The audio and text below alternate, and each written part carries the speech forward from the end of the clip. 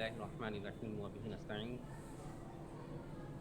حاضرین، اعجاز قرآن ایک ایسا موضوع ہے جس پر عربی زبان میں بے شمار کتابیں تصنیف کی جا چکی ہیں۔ کل سے آپ نے مختلف مقالات میں مشاہدہ کیا کہ عربی زبان میں اعجاز قرآن کے حوالے سے کتنی اہم اور وقی کتابیں تصنیف کی گئی ہیں۔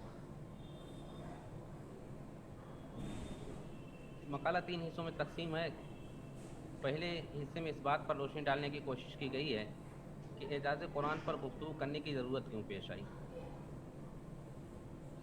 اس کے بعد اعجاز قرآن پہ جو اہم کتابیں تصنیف کی گئی تھیں ان کا تذکرہ کیا گیا ہے سعودی ترتیب سے ایک تسلسل کے ساتھ، اور اس کے بعد پھر ایک کتابیاتی لسٹ فراہم کی گئی ہے کہ عربی زبان میں حیرت ہوتی ہے کہ عربی زبان میں اعجاز قرآن کے حوالے سے سینکڑوں کتابیں لکھی گئیں، خاص طور سے عصر حاضر میں تو بہت ساری تصانیف اس موضوع پر لکھی گئیں۔ میں نے اس کو جب شمار کرنا شروع کیا تو ان کی تعداد 100 سے زائد پہنچ گئی، لیکن اردو زبان کا دامن اس موضوع پر خالی ہے۔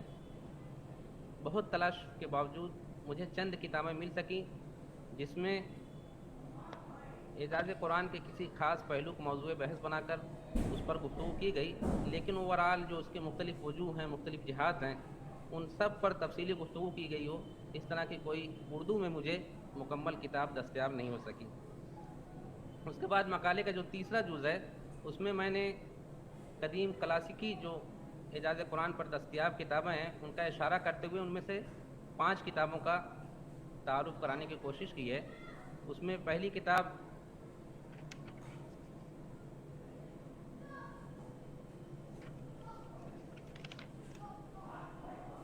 بیان و اعجاز القرآن از خطابی، دوسری کتاب النقط فی اعجاز القرآن ابو الحسن علی بن عیسیٰ الرمانی، تیسری کتاب ہے اعجاز القرآن از باقلانی، چوتھی کتاب ہے الرسالۃ الشافیہ عبد القاہر جرجانی، اور 5ویں کتاب ہے معترف الاقران جلال الدین سیوطی کی۔ ان 5 کتابوں کا میں نے مطالعہ اور اس کا تجزیہ کرنے کی اپنے اس مقالے میں کوشش کی ہے۔ حالانکہ اس سے پہلے یہ بات کل بھی آ چکی ہے کہ جاہز نے نظم قرآن کے حوالے سے ایک کتاب تحریر کی تھی جو اب دستیاب نہیں ہے۔ اس کی مختلف کتابوں میں اس کے اقتباسات ملتے ہیں، اور ہمارے یہاں سے جو مجلہ علوم القرآن شائع ہوتا ہے اس میں ڈاکٹر سکندر اصلاحی کا ایک مضمون بھی نظم قرآن، جاہز کی کتاب نظم قرآن کا ایک تعارف کے عنوان سے شائع ہوا ہے۔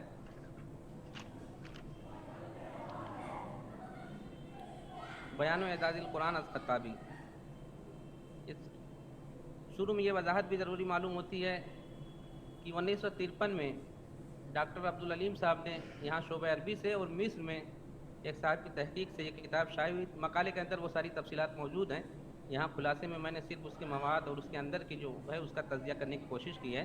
سب سے پہلے خطابی نے اس سبب پر روشنی ڈالی ہے جس کی وجہ سے کسی ایک وجہ اعجاز پر لوگوں کا اتفاق نہیں ہے۔ ان کا خیال ہے کہ اعجاز کے پہلو تلاش کرنا ایک دشوار امر ہے۔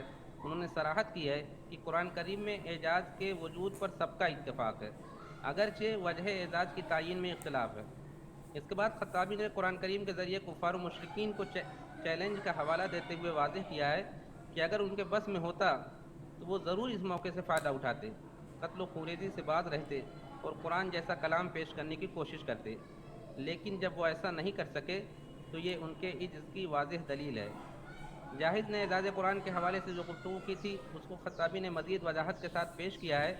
جو لوگ صرفہ کو وجہ اعجاز مانتے ہیں، خطابی نے ان کا پرزور رد کیا ہے، اور سورہ اسراء آیت 88 کے حوالے سے اس سے استدلال کرتے ہوئے یہ واضح کیا ہے کہ اس میں ایسے امر کی طرف اشارہ ہے جس میں تکلف و اجتہاد ہے، اور اس کے لیے تیاری اور گروہ بندی کی تاکید ہے۔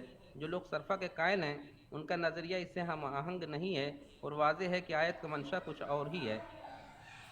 اعجاز قرآن کے حوالے سے جب گفتگو کی جاتی ہے تو اس میں جو غیب کی خبریں، غیب سے متعلق جو واقعات کی اطلاع دی گئی ہیں ان کو بھی لوگوں نے وجہ اعجاز قرار دیا ہے۔ اس کے حوالے سے وہ روشنی ڈالتے ہوئے لکھتے ہیں کہ بعض علماء کا خیال ہے کہ قرآن کریم کا اعجاز اس میں مستقبل میں پیش آمدہ واقعات سے متعلق اطلاعات کا ہونا ہے۔ مثلا سورہ روم کی آیت کل بھی وہ پیش کی گئی، سورہ فتح کی آیت۔ خطابی کا کہنا ہے کہ یقیناً اس طرح کی آیات میں اعجاز کا پہلو موجود ہے، لیکن یہ اطلاعات ہر سورہ اور ہر آیت میں موجود نہیں ہے، جبکہ اللہ تبارک و تعالیٰ نے قرآن کریم کی ہر سورہ کو بنفس نفیس معجزہ قرار دیا ہے، اور جو تحدی ہے وہ فَأْتُوا بِسُورَةٍ مِّن مِّثْلِهِ کہ قرآن کریم کی سورہ جو مختصر سے مختصر سورہ ہے اس جیسی سورہ کو بھی پیش کرنے کا چیلنج کیا گیا ہے. اس کے بعد انہوں نے لکھا کہ کسی دوسرے کے لیے اس جیسا کلام پیش کرنا ممکن نہیں ہے جیسا کہ قرآن کریم کا چیلنج ہے. خطابی کے نزدیک اعجاز لفظ اور معنی دونوں میں ہے، یعنی نظم کے اسلوب میں اعجاز ہے جو فصیح ترین الفاظ، بہترین نظم و ترتیب اور صحیح ترین معانی پر مشتمل ہے، اور اسی کا نام نظم قرآن ہے. آگے خطابی نے لکھا ہے کہ اکثر علماء نے بلاغت کے لحاظ سے اس کو معجزہ قرار دیا ہے، لیکن بلاغت کی خود تشریح اور توضیح بلاغت کیا ہے اس میں لوگوں کا کافی اختلاف. ہم سب جانتے ہیں کہ شروع کے جو ہمارے اعجاز قرآن پر لکھنے والے مؤلفین ہیں ان میں بڑا اختلاف بلاغت کے حوالے سے کہ قرآن کریم کے لفظ میں فصاحت ہے، معانی میں فصاحت ہے، یا دونوں میں وہ چیز موجود ہے. اس پر بڑی طویل گفتگو ہوئی ہے اور بڑی کتابیں خطابی کے بعد رمانی اور پھر باقلانی نے فصاحت و بلاغت کے خاص طور سے انہوں نے استعارہ 10 بلاغت کی اقسام متعین کر کے اس کی تاریخ، توضیح، تشریح اور پھر قرآنی آیات سے استدلال کیا ہے. تو اس آگے خطابی نے لکھا ہے کہ اکثر علماء نے بلاغت کے لحاظ سے اس کو معجزہ قرار دیا ہے، لیکن اس کی تفسیر ان پر شاک ہے اور اس سلسلے میں ان کا اعتماد ذوق پر ہے. اس کے بعد انہوں نے فصاحت و بلاغت کے مختلف درجات سے متعلق اظہار خیال کیا ہے. یہ اس کتاب کی سب سے طویل بحث ہے. اس ضمن میں خطابی نے لفظوں کے انتخاب، حسن ترتیب وغیرہ سے متعلق ملحدین کے اعتراضات کا قرآنی آیات کے تجزیہ کی روشنی میں جو محاکمہ کیا ہے وہ پڑھنے سے تعلق رکھتا ہے. مختلف لوگوں کے جو اعتراضات تھے، کل بھی عبدالسلام صاحب کے مقالے میں وہ بات آئی، تو خطابی نے اس کا بڑا اچھا تجزیہ کیا ہے کہ قرآن کریم نے جو لفظ استعمال کیا ہے، ہر جگہ ہر اس کی مناسبت کے لیے جو الفاظ استعمال کیے ہیں، تو اس میں کیا معنوی اور صوتی حسن ہے اور اس میں کیا بلاغت کا پہلو مضمر ہے. ان سب ساری چیزوں کو انہوں نے مختلف قرآنی آیات پیش کر کے کہ لوگوں نے اعتراض کیا کہ جہاں حضرت یوسف علیہ السلام کا واقعہ بیان ہوا وہاں درندوں کے لیے افتراسہ کے بجائے عقلہ کا لفظ استعمال ہوا ہے، حالانکہ درندوں کے لیے افتراسہ کا لفظ زیادہ مناسب تھا. تو عقل اور افترس کے استعمال کرنے میں کیا بلاغت ہے اس کو انہوں نے اس طرح کی اور بہت ساری مثالیں انہوں نے پیش کی ہیں، لیکن موقع نہیں ہے کہ ان کو یہاں پیش کیا جائے. خطابی کے نزدیک قرآن کریم کا شکوہ و جمال نیز اس کی غیر معمولی تاثیر بھی اس کا اعجاز ہے، جسے بالعموم لوگوں نے نظر انداز کیا ہے. اس لیے کہ قرآن کریم سنتے وقت دل جس لذت و سرور کی کیفیت سے آشنا ہوتا ہے وہ کسی اور کلام کو سن کر حاصل نہیں ہوتی. اسی طرح اس کے سننے سے خشیت و حیبت کی جو کیفیت طاری ہوتی ہے وہ اسی کا حصہ ہے. قرآن کریم کی غیر معمولی تاثیر اس کا ایسا اعجاز ہے جو قرآن میں ہمیشہ موجود رہے گا. انس و جن جو بھی اسے سنتا ہے متاثر ضرور ہوتا ہے. خطابی نے قرآن کریم کے تاثیری اعجاز کے ضمن میں حضرت عمر رضی اللہ تعالیٰ عنہ کے قبول اسلام کا واقعہ، عتبہ کی دربار رسول میں حاضری اور قرآن کریم کی سماعت کے بعد اس کی بدلی ہوئی کیفیت، موسم حج میں انصار کا رسول اللہ صلی اللہ علیہ وسلم سے ملنا اور پھر مدینہ کہ گھر گھر میں قرآن کریم کا چرچا عام ہونا، نیز جنوں کا قرآن کی سماعت کرتے ہی فوراً ایمان قبول کرنا، ان تمام واقعات کو قرآن کریم کے تاثیری اعجاز کے ضمن میں نقل کیا ہے. اس کے بعد انہوں نے سورہ حشر آیت نمبر 21، سورہ زمر آیت نمبر 23، سورہ عنکبوت آیت نمبر 51، سورہ انفال آیت نمبر 2 اور سورہ مائدہ آیت نمبر 83 کو بطور استدلال پیش کیا ہے اور قرآن کریم کے تاثیری اعجاز کی دلیل طور پر اسے پیش کیا ہے. دوسری کتاب النکت فی اعجاز القرآن ابو الحسن علی بن عیسیٰ رمانی کی ہے. یہ کتاب مؤلف سے جو مختلف سوالات کیے گئے تھے اس کا انہوں نے جواب دینے کی کوشش کی ہے. ان کے جوابات کا خلاصہ یہ ہے کہ اعجاز قرآن کی 7 وجوہ ہیں. نمبر 1، اسباب کی فراہمی اور سخت ضرورت کے باوجود عربوں کا اس سے معارضہ نہ کرنا. نمبر 2، تحدی کا تمام لوگوں کے لیے عام ہونا. نمبر 3، صرفہ. نمبر 4، بلاغہ. نمبر 5، مستقبل کے امور سے متعلق پیشن گوئیاں اور سچی اطلاعات. نمبر 6، عموم کے خلاف ہونا. نمبر 7، تمام معجزات کی طرح قیاس کرنا. فاضل مصنف نے اس کتاب میں بلاغت کو خاص طور سے موضوع بحث بنایا ہے اور اسے 3 درجہ میں تقسیم کیا ہے: کلام کا اعلیٰ درجہ، ادنیٰ درجہ اور جو ان دونوں کے درمیان ہو. ان میں سے ہر ایک کی ضروری تفصیلات پیش کرنے کے بعد انہوں نے بلاغت کو 10 ابواب میں محصور کیا ہے اور ان کی تفصیلات اس طرح ہیں: ایجاز، تشبیہ، استعارہ، تلاعن، فواصل، تجانس، تصریف، تضمین، مبالغہ اور حسن بیان. اس کے بعد انہوں نے ایک ایک باب کی تفصیل پیش کی ہے. سب سے پہلے موضوع کا تعارف پیش کرتے ہوئے اس کو مختلف گوشوں میں تقسیم کیا ہے اور ہر گوشہ کے دلیل میں قرآن کریم کی متعدد آیات پیش کی ہیں. اور کم ایسا ہوا ہے کہ انہوں نے شعر یا منقول نثر سے استشہاد کیا ہو، الا یہ کہ آیت اور اس کے ہم مفہوم کلام عرب میں موازنہ کی ضرورت پیش آئی ہو. بلاغت کی جو یہ بحث ہے وہ رمانی کی کتاب میں اس کے اکثر حصہ اسی بلاغت کی توضیح، تشریح اور اس پر گفتگو پر مشتمل ہے. اور اس کے علاوہ جو انہوں نے اعجاز کی 6 اور جہات بیان کی ہیں، 6 اور وجوہ بیان کی ہیں، اس کے تعارف کے لیے صرف چند صفحات کی تخصیص کی ہے۔ زیر بحث موضوع میں مؤلف نے علمی اور منطقی اسلوب اختیار کیا ہے اور جس کے فہم اور تتبع کے لیے بہت سے مقامات پر دقت کی ضرورت پیش آتی ہے۔ تعویل قرآن کے باب میں کلامی رنگ اور منہج اعتدال ان پر غالب نظر آتا ہے۔ اس کے بعد تیسری جو اہم کتاب ہے وہ باقلانی کی اعجاز القرآن ہے۔ باقلانی کے یہاں اعجاز قرآن پر شرح و بسط کے ساتھ گفتگو ملتی ہے، اور جیسا کہ شروع میں واضح کیا گیا، اس موضوع پر اس کتاب کو جمہور علماء نے سب سے اہم اور معتبر کتاب گردانا ہے۔ اس کے متعدد ایڈیشن شائع ہوئے ہیں، اور خاص طور سے سید احمد صقر کا جو محقق ایڈیشن ہے، اس کے شروع میں انہوں نے اعجاز قرآن کی جو تاریخ ہے اس کا، اور یہ ان ساری تینوں کتابوں کا بھی اس کے ابتدا میں انہوں نے تعارف پیش کیا ہے۔ سب سے پہلے انہوں نے اپنی کتاب میں قرآن کریم کے معجزہ ہونے پر گفتگو کی ہے، اور بطور دلیل متعدد قرآنی آیات نقل کی ہیں۔ اس کے بعد قرآن کریم کے چیلنج کی نشاندہی کی ہے۔ باقلانی کے نزدیک اعجاز قرآن کی 3 صورتیں ہیں۔ نمبر 1، اس میں غیب سے متعلق اطلاعات کا ہونا، اس پر کوئی بشر قادر نہیں ہو سکتا اور نہ ہی ان معلومات کا کوئی ذریعہ ہے۔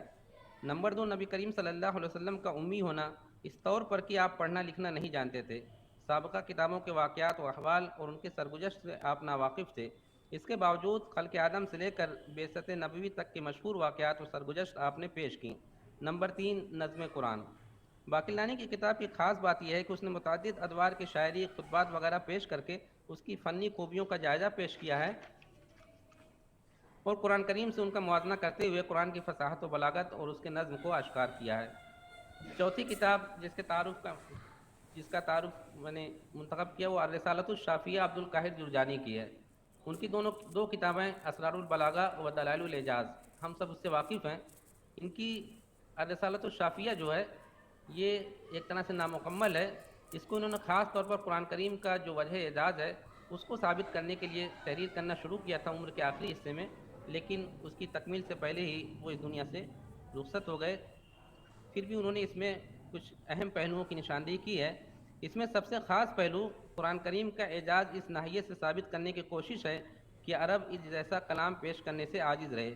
اس سے وہ یہ رائے اخذ کرتے ہیں کہ اللہ کے رسول صلی اللہ علیہ وسلم کے معاصر عرب کے اس کا اعتبار کیا جائے گا۔ اس اصول کی بنا پر عبد القاہر نے یہ کہا ہے کہ نزول قرآن کے وقت جب عربوں کے سامنے قرآن کریم کی تلاوت کی گئی اور اس جیسا کلام پیش کرنے کا چیلنج کیا گیا، تو اس وقت فصاحت و بلاغت کے اپنے مخصوص پس منظر کے باوجود وہ اس جیسا کلام پیش کرنے سے عاجز رہے۔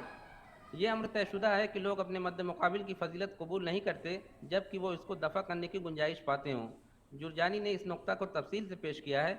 اس نے بطور مثال جریر و فرزدق کا حوالہ دیا ہے کہ ان کے درمیان کس طرح سے نقائص کا جو پورا فن تھا وہ وجود میں آیا، اور دونوں ایک دوسرے کو زیر کرنے کی کس طرح کوشش کرتے رہے۔ تو اگر کسی کو چیلنج کیا جائے اور وہ اس چیلنج کا جواب دینے پر قادر ہو تو یقینی طور پر وہ اس کا جواب دینے کی کوشش کرے گا۔ جرجانی نے اس نقطے پر کافی زور دیا ہے کہ عرب جیسی خوددار، اعلیٰ ظرف اور غیرت و حمیت کی حامل قوم میں ایک شخص نبوت کا دعویٰ کرتا ہے اور کہتا ہے کہ میں اللہ کا بھیجا ہوا رسول ہوں جسے ساری انسانیت کے لیے مبعوث کیا گیا ہے۔ اس کی حیثیت بشیر و نذیر کی ہے، اس نے سابقہ شریعت کو منسوخ کر دیا ہے، وہ خاتم النبیین ہے۔ پھر وہ نبوت کی دلیل میں قرآن کریم کو پیش کرتا ہے کہ یہ قرآن کریم جو میں تمہارے سامنے، جس کی آیات میں تمہارے سامنے پیش کر رہا ہوں، تم اس کے الفاظ کو بھی جانتے ہو، اس کے معانی کو سمجھتے ہو، مگر پھر بھی تم اس جیسا کلام، اس جیسی 10 صورتیں، بلکہ ایک سورہ بھی نہیں پیش کر سکتے، خواہ جن و انس مل کر بھی اس کی کوشش کر لیں۔